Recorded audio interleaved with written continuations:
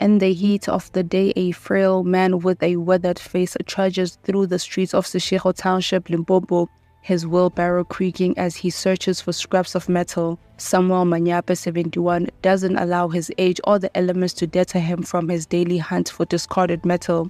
His life here is far from easy, and his struggle reveals much about a complex relationship with a son he hardly sees, one of South Africa's prominent leaders, Julius Malema. As Samuel pauses to wipe the sweat from his brow, he acknowledges a question many would ask. "Yes, I am Julius Malema's father," he says with a tired sigh. But he barely looks at me. Even when he drives past in his big car, he acts as if I'm a stranger. These words come slowly, burdened by the weight of years spent apart, revealing a family story that remains largely untold. It took months of searching and a journey through sweltering heat to reach Samuel.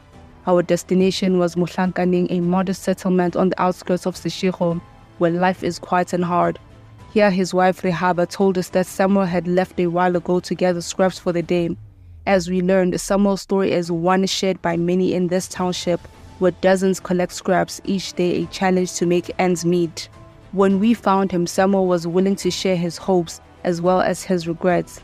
"I want to reconcile with Julius," he said with a solemn voice.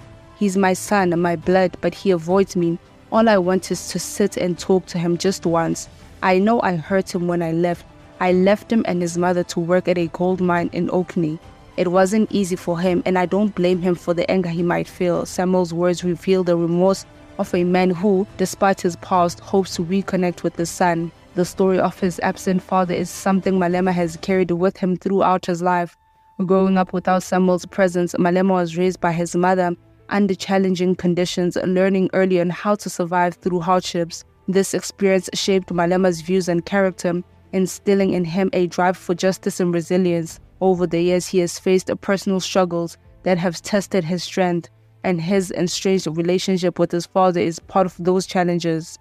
Though he rarely speaks about his father publicly, those who know Malema say that his father's absence played a part in molding him into the outspoken leader he is today. While he remains distant from Samuel, it's a decision that comes from a deep place of hurt and self-protection. Malema's journey has been one of overcoming adversity. A part of that has involved moving forward without looking back. Yet, for Samuel, a father who left yet longs for redemption, the hope of reconciliation remains strong. As Samuel stands in the hot sun, his voice carries a mixture of regret and hope. "I would be at peace if I could sit down with him even once," he says. His wish is simple but powerful, a final chance to heal old wounds. Whether Malema will ever grant that wish is a question that lingers, as each goes on their separate paths.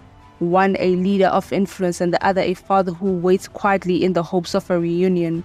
This is a story from some years ago, yet its message endures. It's a narrative that speaks to the complex bonds of family, the pain of separation, and the silent longing that remains between a father and son.